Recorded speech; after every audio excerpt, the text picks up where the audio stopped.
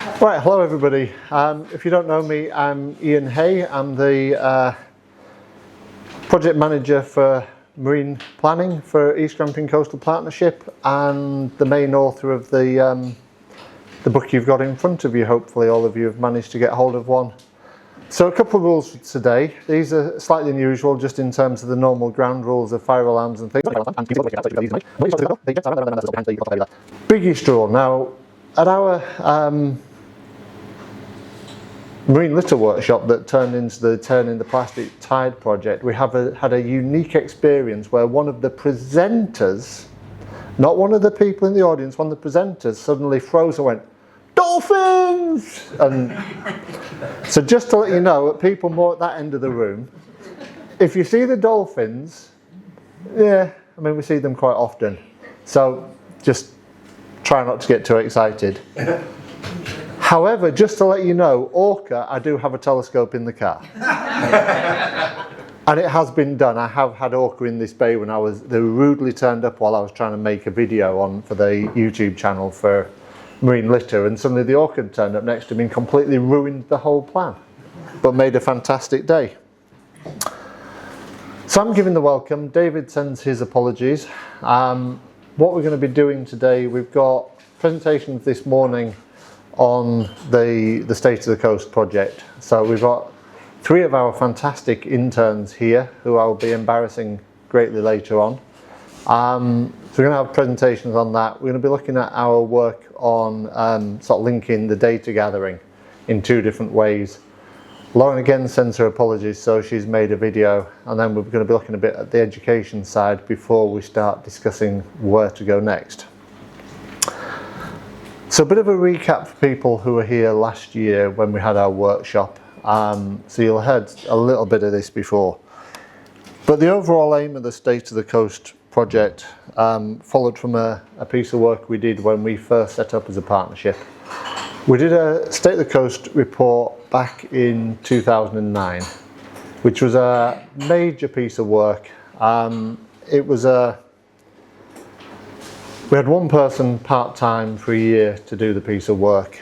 We used a lot of expertise from elsewhere. It was very difficult for one person to become knowledgeable on everything there is. We also did it unusually. Most state of, you tend to end up being state of the environment rather than state of everything, whereas ours was focused on social, economic and environment. And if I'm honest with you, the weakest section for a bunch of bully jumpers was the biodiversity section. That document, because it was a printed document, effectively when you hit print some of the things were already out of date. However, I know that it was still being used by the Aberdeenshire Council Planning Department as a piece of evidence for the local development plan in 2022. They informed me that, which I was quite impressed with, that it was still being used, because I kind of thought it had gone long by the wayside. So we set up the next project, which was to create an up-to-date, an updatable version. So the idea is it would be clear and readable, but at the moment, to start off with, it would be a sort of a first place to get the information and then a signposting for greater ones. So basically it provides the basic facts, but then points you on where you can find out a lot more. And the idea was this could do a number of different things. It could help inform decision making.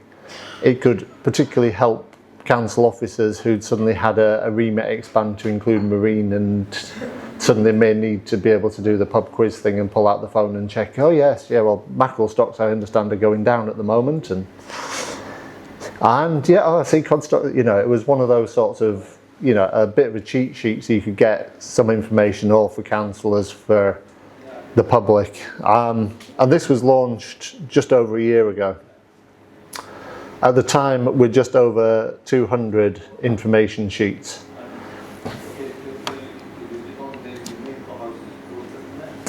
And the idea is that these data sheets, information sheets, are on a very specific topic. So it's, for example, instead of it being birds, it's little terns.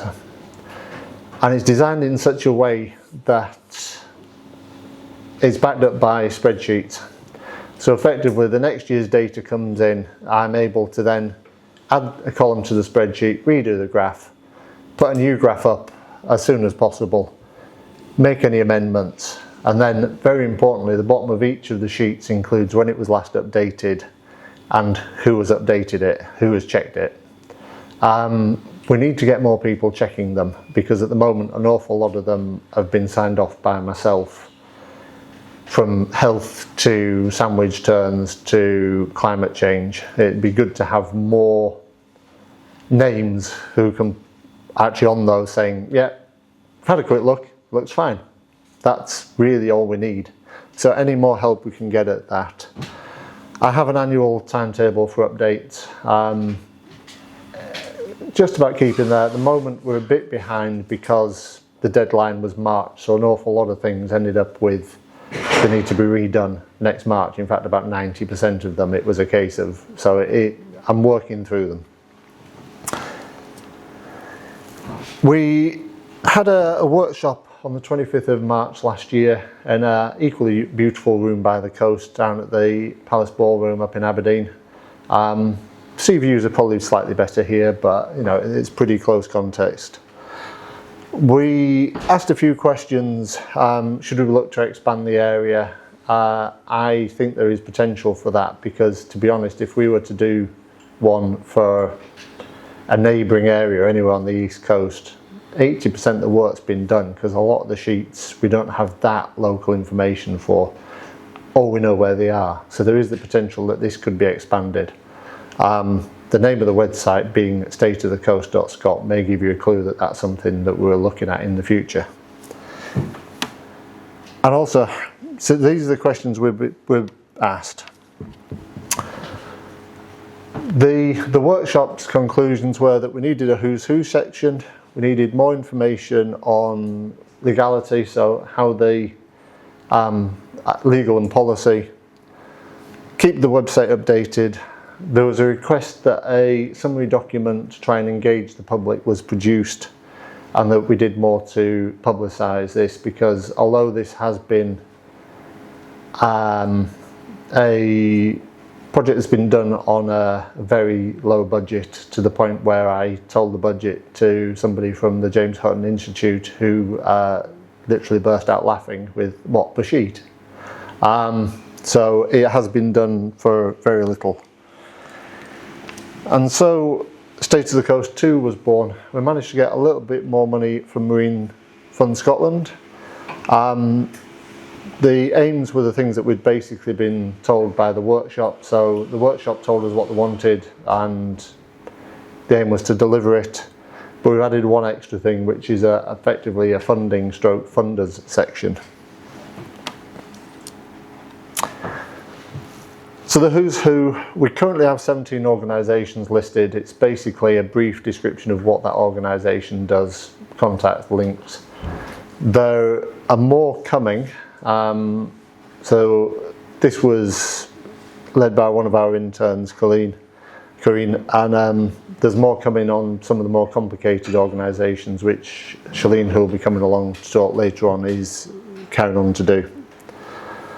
So that's there. We're also asked to add the legal section, which Shalene's here.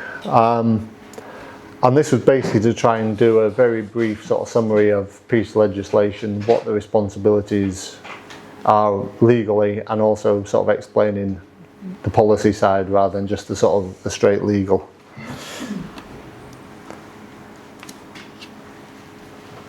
Now, we didn't have a specific pressures section, but what we've added to each of the sections is effectively a pressures set of information sheets.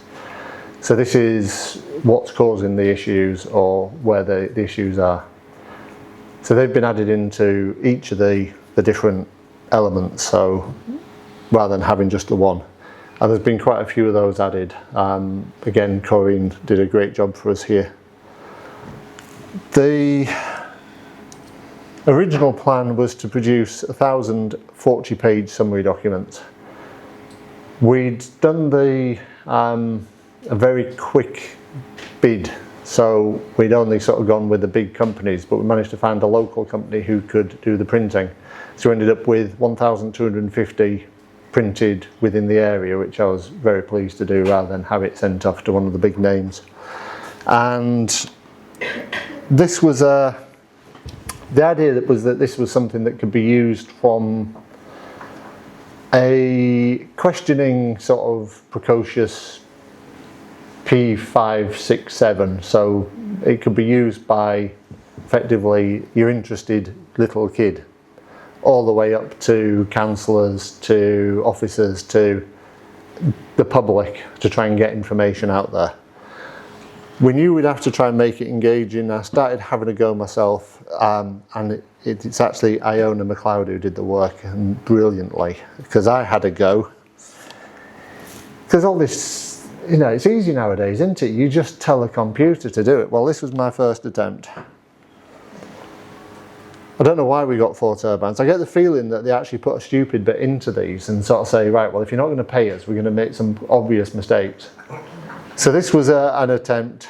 And it was also difficult with, one of the things you got to remember with AI, which is something that I'm pleased with. Now, if you're actually asking ChatGPT questions about the coast in this area, it basically nicks stuff off us and presents it, which is actually, it sounds a bit sort of, but it's quite a big win because it means that data is being used. And also something else with it though that I'm still trying to find out the term. It can be a bit like in ChatGPT because it tends to work out from your search histories and that who you are, and then it gives you the answer you want. So there is a phrase, something like, what is the so-and-so? And then there's something, I can't quite remember what it is, but it's like along the lines of tell me the truth, which actually gives you the real answer rather than what it thinks you want. Because it does massage your ego. So, and I have to show you this. So as part of the document, we have the picture of David, and was going to get a CGI, an AI version of David, a cartoon one to fit in with it, and was going to get one of me. Apparently they do an actual action figure version of this. It comes with a detachable tripod. Yeah, so that's what it came up with. So that didn't end up in there, but it did give me a good laugh when I saw it. So I started out deciding what needed to go into it. Initially I thought we had 28 pages, and then I reread the application and found it was 40, so I suddenly had a bit of a panic at that point. I was having a panic before as how to fit everything in, and then it was suddenly you've got another good few more pages. And I started doing taking stuff that we had and making the concept to pass on to Iona, who then turned it into the document in front of you. There were some decisions we had to make, and we did some sort of coward's way out of some of them. So for example, food, not everybody's going to like this. We just used the MCS, what they had said, put it in there with a big message saying don't blame us, blame them. We tried to make it as attractive as possible. In fact, I absolutely love some of these images that came out of it from sort of converting some of the photos, but also to try and include as many different facts so it isn't, again, your state of environment document. It is about as many things as possible. And we're trying to sort of show where the good news is, where the not so good news is, which things, and sort of trying to give the best we could do using the data we had available to sort of give a very quick snapshot, which things are increasing, which are decreasing.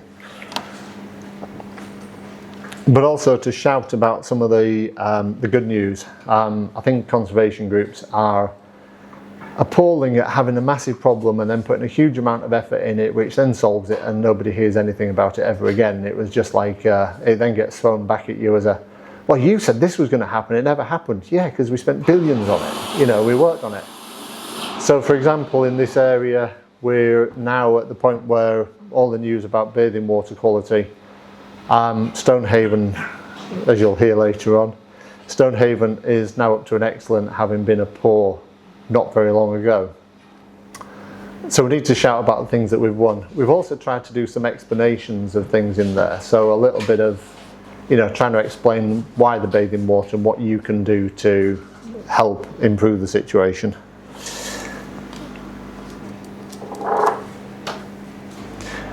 So the document's been printed.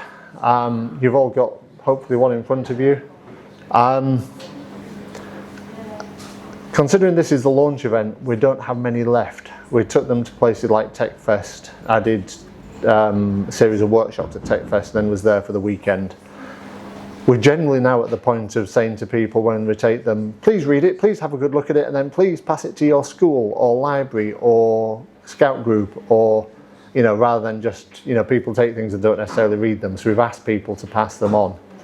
Quite a few of the schools are coming to us and saying, we need this for the whole class. So we'll have to come on to this. But yeah, we're going to need more copies of this. So it'd be really useful. Another thing that we're working on is the social media side, which is something that Catherine's been working on, is going to be speaking about a little bit about. We need to let people know as many of these facts as possible. So there's two ways that we're doing it. So Catherine's produced, getting on for 100 of these. So it's little sheets that can go out on Facebook giving some of the basic facts. I'm currently starting to get these scheduled, so doing quite a few at a time, having it organised so that it then goes out when I'm not sat in front of the computer, so that they're regularly coming out. We also decided, I decided that we needed to try and do something a bit more. So we ended up with the new thing that you may just have seen start appearing, which is our little sure thing videos. So these are between 20 seconds and like 3 minutes long videos explaining something from either State of the Coast or our Discover Maps, little history snippets, or work that we're doing. And it's just literally, we couldn't use the phrase did you know, because somebody's already got that in Scotland and doing very well with it. So we had to do it's a sure thing, and then I start off with that. Giving it away as well, haven't I? The thing with this is not everybody can do this, because what we needed was a charismatic, media trained presenter with a high level of gravitas. Now, we couldn't use him, we didn't really have that AI capacity, so the nearest we can come up with is, and why do I do this to myself? We got that. And it gets worse. So again, if you're trying to grow social media and that, you need to sometimes put things in that are a bit different, even if you make yourself look a complete and utter. So the bathing water in Stonehaven Bay, which is behind me, has gone from a poor in 2021 to an excellent in 2025. And that you can find out more at statesofthecoast.scot or in our States of the Coast summary document. So the bathing water in Stonehaven Bay. So the bathing water in Stonehaven Bay. Oh God. So the bathing water in Stonehaven Bay. Oh my God. And at that point it freezes, and then the next version is the one that I started off with that actually did work. Stonehaven Bay, Stonehaven Bay, Stonehaven Bay. I've just done it 3 times. To be fair, I've seen professional presenters mess up that badly as well. Yeah, so yes. So I'm putting in some of my highlight reels on the end of some of them as well, with the view that would probably get people to watch them to see what an idiot I've made of myself at the end. Lauren and Rose are my colleagues. I will be basically trying to persuade them to do those as well. The idea is that anytime I'm let out of my home office, I have to make 2 or 3 of these that I can then quickly cobble together and put out. It's like a condition that everything's set up. I can get the camera out, just do a few of them. And sometimes I try and make myself look a little bit less stupid. We use panels such as this to look for invasive species, put them into the water, and 6 months later, some of them look like this. Just interestingly, these are our INS panels. The ones down here, we get them out and there's like 3 shells on them. The ones in Peterhead Harbour, how any vessel manages to get out of Peterhead Harbour, I've no idea, because if you look at the bottom of them, it's just the most teeming with life place you can imagine. My colleague Lauren, who's a diver, I think would be desperate to get in there because it's just, there's everything there. It's amazing. We're getting some results. We haven't been doing great with Facebook, so we don't get that many normally in the Coastal Connects. The Turn the Plastic Tide does, but this one, so we've had 27,000 views in the last week with these. We are getting some engagement, and also just one of the things I suddenly realised for me doing these and trying to involve Stonehaven moments is that Catherine has provided actually quite a lot of scripts that I can use as part of the other work, so I've got some things to actually read out rather than completely messing them up as badly as I did there. So still to do. I need to do an acknowledgement page. We haven't had a big acknowledgement section. There's a bit in there sort of saying thank you very much to and a few names. We could do with a bit more, and we haven't really put in a reference section into the book because it's, you know, it uses up space. An errors page. Gonna do this to myself again. We had 4 people go through, check and check. So I wrote it, I'm dyslexic, my spelling and grammar is appalling, so they had a big job. One person checked it, the next person checked it, the next person checked it. You then have that horrible moment when you press print, effectively you send it to the printers and you think, oh, what's going to happen? At TechFest, third person comes along. That can't be right. So we'd managed to miss off 3 zeros. So we do have errors. There are going to be things in there that people point out. So we do need to actually on the website have a mistakes page. These are the things we then discovered afterwards that we got wrong. We're sorry, but you know, anytime you do a 40-page document, if there isn't going to be something in there, and I bet somebody's going to find one today, aren't you? So yeah, so just to reassure anybody from the economic side of things, we do know that the total value of fish going through Peterhead is more than £120,000.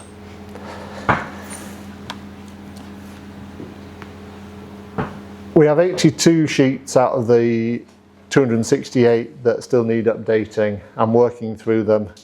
Not something my directors have asked for, but we have a monthly meeting and I'll be, just include part of my notes, will be a list of how many sheets need to be updated, so it keeps me going doing them, because they're not difficult, they are quick, but you do just have to keep going on it. The summary document, we're nearly run out. We could really do to find some funding to print them again, because I'm hoping people here agree. I'm really quite proud of the work that's been done on them. I'm really pleased, and I really need to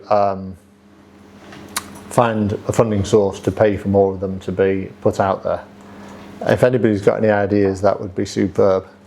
The other thing that I should have done is given Maria here a full page of this presentation. Maria is the person who's put together all the sheets, actually dealt with the website, kept us all real, kept it all going, and it's been absolutely fantastic. So if you want to take a bow, that would be fantastic. You know, embarrassed enough, but yeah, so absolutely fantastic work that's been done. So thank you very much.